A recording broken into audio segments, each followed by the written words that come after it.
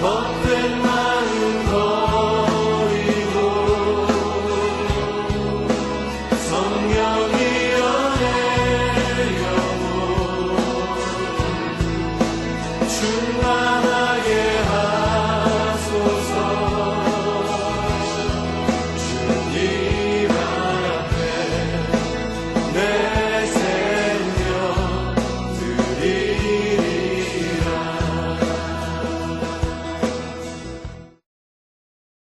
창세기 18장 9절부터 15절까지의 말씀, 이 말씀을 본문으로 그대 아직 꿈꾸고 있는가? 이런 제목으로 하나님 말씀을 함께 나눌 때에 우리가 먼저 전하는 전화 듣는 여러분, 우리 모두에게 하나님 은혜가 넘칠 수 있기를 주의 이름으로 축원합니다. 매너리즘이라는 말이 있죠. 매너리즘.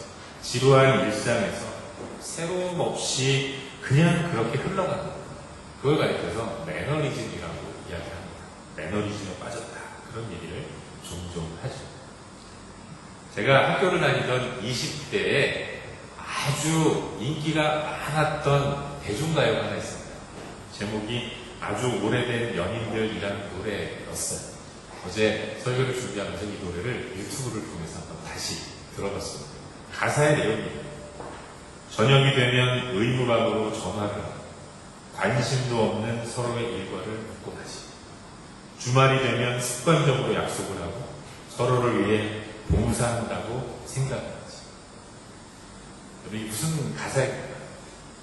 처음에 만났을 때의 설레임, 이게 아주 오랜 시간을 연애하면서 다 사라진 거예요. 그래서 이제는 매너리즘에 빠져서 처음에 가졌던 기대나 소망, 설레임, 이런 것들은 온데간데 없어지고 그냥 하루하루 반복적인 일상을 살아가는 것입니다. 습관적으로 저녁에 어떻게 지냈어? 전화하는 거고, 주말이 되면 어디 갈까? 그냥 만나가지고 그냥 야구장도 하고 극장도 가서 아무런 감동 없이 데이트를 하고 돌아오는 그런 연인들의 매너리즘을 꼬집는 그런 노랫말이 아주 오래된 연인들이라는 노래의 가사입니다. 그런데 사실 우리의 신앙생활에 있어서도 이런 매너리즘이 아주 많이 있습니다. 도대체 제가 별 기대감 없이 하루하루 한 주 한 주 하나님을 예배하고 신앙생활하는 그런 경우가 얼마나 많이 있는지 모릅니다. 하루하루 신앙을 생활로만 하면서 살아가는 경우가 굉장히 많이 있는 겁니다. 여러분, 초대교회 성도들은 예수님이 승천하시는 것을 보면서 가슴 벅차했습니다. 예수님이 감람원이라는 산에서 500의 형제들이 보는 앞에서 하늘로 올라가셨어요. 그걸 목격하면서 하늘을 멍하니 바라보고 있는데 그때 갑자기 흰옷 입은 천사가 나타나서 500의 형제들에게 선포합니다. 너희들이 하늘로 올라가신 예수님의 모습, 그 모습 그대로 예수님이 다시 오실 것을 보리라. 이 이야기를 듣고, 야, 주님이 다시 오시겠구나. 영광스럽게 구름을 타고 이 땅에 오시겠구나. 기대하는 마음으로 감람원에서 내려와서 마가의 다락방에 가서 열심히 기도했습니다. 그리고 하나님의 교회가 탄생했습니다. 곧 오실 주님을 굳게 믿으면서 전심을 다해서 그들은 복음을 전했고 목숨 걸고 예수를 선포하는 하루하루를 살았습니다. 그들에게는 꿈과 기대로 부푼 그런 비전이 있었던 겁니다. 하지만 그 예수님이 좀처럼 오시지 않는 거예요.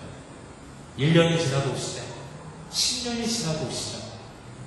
그 와중에 승천한 걸 목격한 사람들 중에 하나씩 둘씩 세상을 떠나는 사람들이 등장합니다.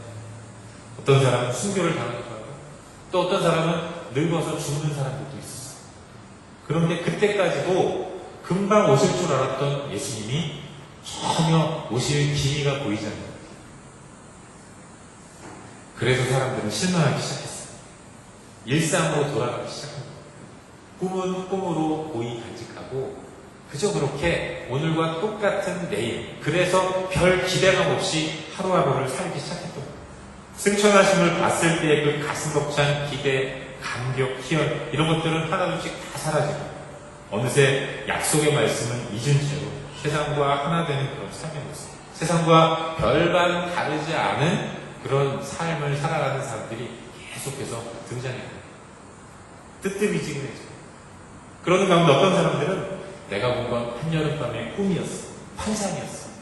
부활하신 예수님을 내가 본 건 그건 실제로 본 게 아니라 간절한 바람이 환상으로 나타난다. 이러면서 예수님의 부활을 이제는 믿지 못하고 배교하는 사람들도 점점 나타났던 거예요. 매너리즘이 꿈과 소망을 잊어버리게 만들고 전혀 성공감 없는 믿음의 삶을 살아가게 만들고 이게 이렇게 아주 무서운 일이라는 사실을 깨닫게 돼요. 매너리즘이 아주 무서운 결과까지도 초래할 수 있다는 것을 초대교회 성도들을 통해서 우리는 발견하게 돼요. 요즘 우리가 묵상하고 있는 본문에서도 우리는 그런 매너리즘을 발견하게 돼요. 극심한 매너리즘에 빠진 한 부부의 모습을 발견하게 되죠. 누굽니까? 바로 아브라함과 사라였어요. 그들 안에 자리한 그 매너리즘의 실체를 통해서 오늘 우리에게 주시는 귀한 도전들을 깨닫게 되는 거죠. 잠시 본문의 내용을 한번 살펴보도록 하겠습니다. 여러분, 아브라함이 75세가 되는 때 갈대아 지방 우르에 살고 있던 그 아브라함에게 하나님이 나타나셨습니다. 그리고 꿈을 주셨습니다. 그리고 꿈을 이루기 위해 새로운 길을 향해 떠나라고 강력하게 도전하셨습니다. 그게 창세기 12장의 내용이었습니다. 본토 친척 아비집을 떠나서 내가 너에게 분부하고 명령하고 인도하는 땅으로 가라. 이 도전 앞에서 아브라함은 과감한 결단을 내렸습니다. 사실 익숙한 본토를 떠나서 한 번도 가보지 않은 길을 간다는 것, 이건 결코 쉽지 않습니다. 결단하기가 대단히 어려운 겁니다. 하지만 아브라함은 큰 민족을 이루게 하겠다라는 하나님의 약속 하나 붙들고 인생에 있어서 승부수를 던집니다. 그래서 아버지를 설득하고 식솔들을 강제하고 자신 또한 강하게 무장을 하고 그리고 나서 드디어 새로운 길을 향해 떠났던 겁니다. 그리고 가나안에 도착했고 가나안에 정착을 하게 됩니다. 하나님이 약속하신 가나안 땅, 그 땅에서 하나님의 약속하신 큰 민족을 이루게 해주겠다는 약속 붙들고 그리고 복의 통로로 삼아주겠다는 약속을 기억하면서 이제 그 가나안 땅에서 하루하루의 일상을 시작하게 된 것입니다. 요즘 우리가 창세기 말씀을 묵상하고 있기 때문에 그 내용에 대해서 여러분은 다 잘 아실 테지만 분명 아브라함에게는 하나님을 따라 나선 것이 새로운 도전이었습니다. 아마도 그의 갈대아 우르 지역에서의 삶은 매너리즘 그 자체였을 겁니다. 하루하루 소망이라는 것을 생각도 하지 못하고 살아가는 일상이었습니다. 패배의식이 깊이 젖은 그런 삶의 연속이었습니다. 그런 그에게 나를 따라 나서면 큰 민족을 이루어주게 하고 너는 복의 통로가 될 것이다. 이런 하나님의 도전은 그야말로 결단하게 충분할 만큼 가슴을 뛰게 만들었던 거죠. 그리고 그때 당시에 평균 연령을 생각해보면 75세라는 나이는 그야말로 마지막 도전입니다. 한번 칼 쫙 빼가지고 새로운 인생을 개척해 보겠다라는 결단을 내리기에는 그야말로 마지막 카드였던 거죠. 그래서 그는 결단하고 하나님을 따랐고 인도하심을 따라서 그래서 하나님이 약속하신 인도하신 가나안 땅에 도착했습니다. 그리고 25년 긴 세월 동안 아브라함은 가나안 땅에서 항상 똑같은 일상을 살았습니다. 25년 동안 변화라고는 나이 들면서 발견하게 되는 주름, 흰머리, 기운 없어지는 이런 것도 뿐이었고 그의 삶에는 그가 소망하는 실질적인 일들이 전혀 일어나지 않았습니다. 이사 한 것 밖에는 변화된 게 없었던 거예요. 큰 민족을 이루게 해주겠다고 약속하셔서 따라 나섰는데 여전히 아브라함에게는 후사가 없었습니다. 그냥 꿈은 사라지고 일상의 반복만이 그에게 남았던 거예요. 그렇다고 하나님이 주신 약속을 포기할 수도 없어요. 왜냐하면 그래도 가나안에 와서 뭔가 하나는 건졌거든요. 큰 부자가 된 겁니다. 동방의 큰 부자가 되었고 이름을 얻기도 했습니다. 주변 지역에 아주 유명한 인사가 됐어요. 그러나 또 결정적인 것은 없는 겁니다. 그래서 포기하기도 하고 그렇다고 기대하기도 하고 이런 어정쩡한 하루하루를 살고 있었던 거죠. 그런 그에게 하나님이 나타나셨습니다.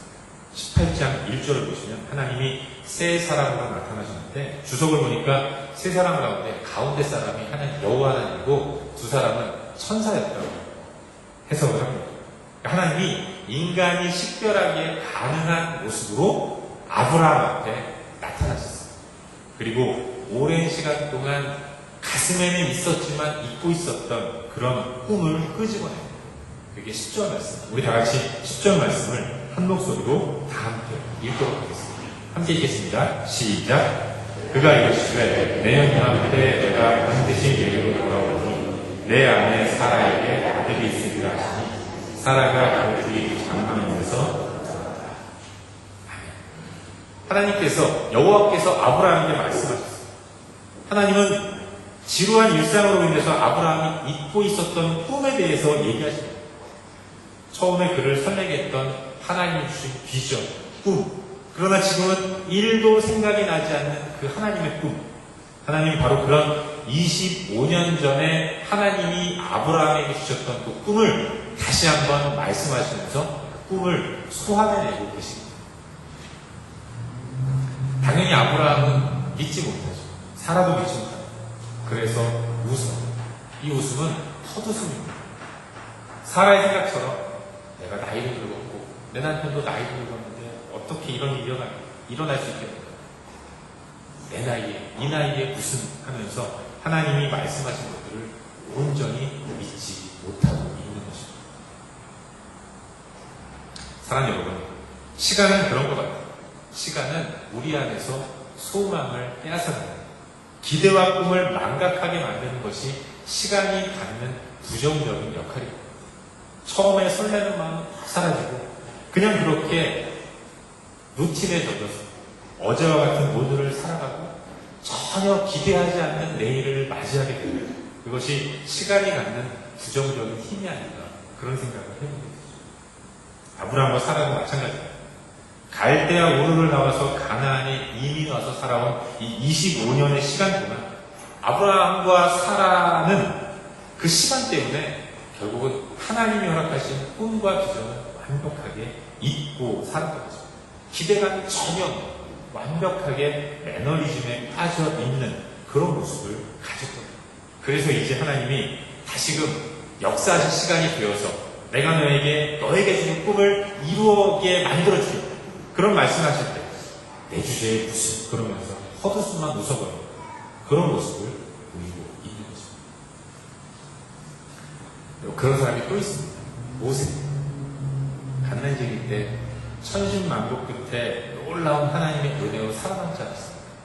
그리고 그렇게 자기가 기억하지 못하는 시간에 하나님이 역사하셨다는 것을 이 유모인 어머니에게서 배웠습니다. 그래서 그는 하나님이 나를 통해서 위대한 하나님 나라의 역사를 이루시겠구나. 내 민족, 히브리 민족을 구원하시겠구나. 이런 큰 기대와 꿈을 가슴에 간직하고 그리고 40년의 삶을 살면서 성장했던 겁니다. 하지만 그런 그에게 주어진 현실은 살인자로서 타위에 의해서 동족과 떨어진 삶을 사는 미디안 광야에서 장인의 양들이나 치는 그런 목자의 일을 소일거리 하듯이 살아가는 삶을 살 수밖에 없었던 겁니다. 이런 목자의 일이라는 것은 그때 당시에는 남자가 할 일이 아니었어요. 그냥 할 일 없이 소일거리로만 하는 별 하찮은 그런 일이었던 거죠.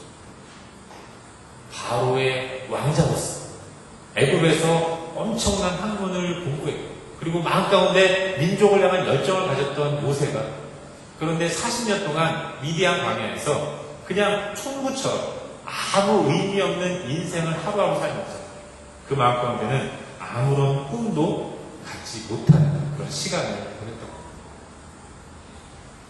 그런 그에게 하나님이 호렙산에서 꺼지지 않는 불꽃으로 임하셨어요.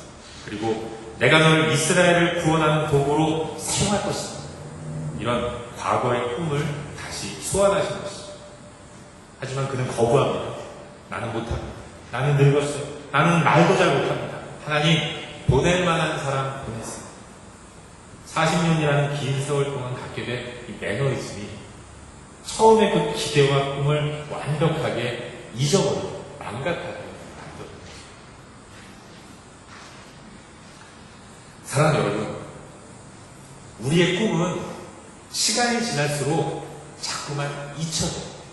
내가 언제 그런 꿈을 가졌나?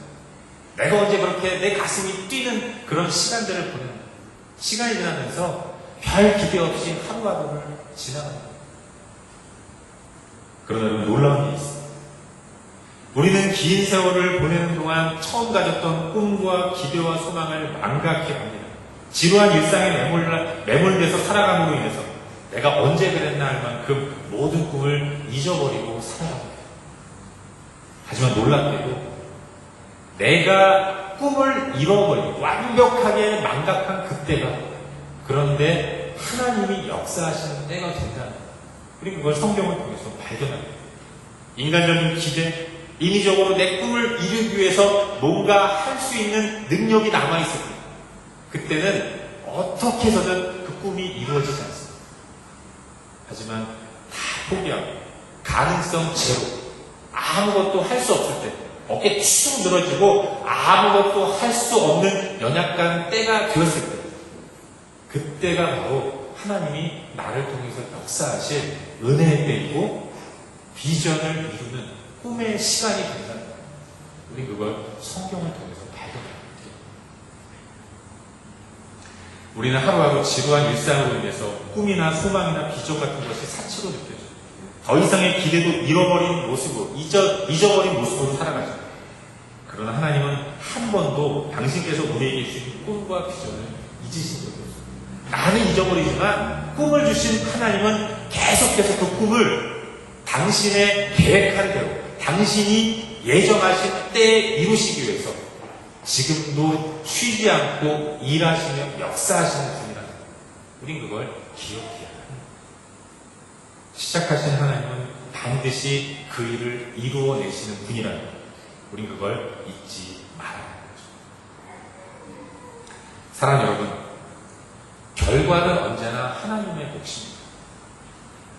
이 결과가 나의 것이라고 생각하면서 결과에만 집착하면서 뛰지만, 그러나 여러분, 모든 결과는 하나님이 이루시는 것이지 내가 이룰 수 있는 것이 아니라는 거예요.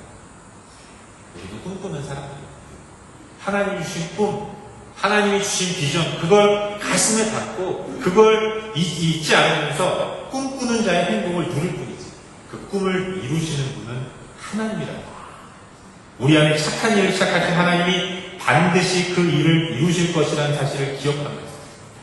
하나님의 방법대로, 하나님의 때에 하나님이 계획하신 과정을 통해서 이루실 것을 기대하는 것, 그것이 우리의 몫이고 일의 결과는 하나님의 몫이라는 것, 우리 그걸 기억해야 합니다. 끝까지 우리는 소망을 잃지 않는 모습으로 나아가야 합니다. 잊지 마십시오.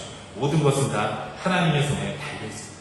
결과는 하나님의 몫이고 우린 다만 결과를 이루시는 하나님을 신뢰하면서 오늘 우리에게 주어진 하루하루를 언젠가 하나님이 이루실 것이라는 사실을 확신하면서 하나님 바라보면서 역동적으로 살아가는 것, 그것이 우리가 해야 할 온전한 일이라는 사실을 믿으시길 바랍니다. 내가 포기했다고 하더라도 하나님은 일하십니다. 내가 잊어도 하나님은 잊지 않고 그 일을 하나하나 만들어 가십니다. 그래서 우리 하나님은 결국의 하나님이라는, 우리 그걸 기억해야 합니다. 그 하나님에 대한 굳은 신뢰가 바로 강한 믿음이라는 사실을 기억하시기 바랍니다. 저는 지난 한 주간 동안 제 안에 이런 질문을 드려봤어요. 오늘 설교의 제목이기도 한데, 그대 아직 꿈꾸고 있는가? 지난주 공동회를 마치고 제 마음 가운데 이러저러한 생각을 하면서 나는 아직 꿈꾸고 있는가? 이런 질문을 혼자서 해봤습니다. 시드니 우리 교회가 이 땅 가운데 세워진 지 이제 8개월이 지났어요. 처음 교회를 개척하게 되었을 때 제 마음에는 아주 분명한 소망이 있었습니다. 저는 지금도 그게 하나님이 우리 공동체에게 주신 꿈이고 비전이라고 믿어요. 하나님께서 저에게 허락하신 소망, 비전, 꿈은 교회였어요. 그리고 예배였어요. 다른 교회의 데피니션이 분명한, 교회란 무엇인가가 분명하게 자리매김하는 공동체. 교회는 조직이 아니고, 교회는 그런 건물이 아니야. 교회는 예수 그리스도를 하나님으로 고백하는 내가 교회이고 여러분이 교회이고, 그래서 우리는 교회라는 사실, 이걸 가슴에 확실하게 갖고, 이 교회가 주인이 하나님이시기에, 내가 교회이기 때문에 일상의 삶 가운데서도 교회의 주인이신 예수님의 뜻대로 내가 움직이는 삶, 그 안에서 하나님이 허락하시는 풍성한 삶을 누리는 삶.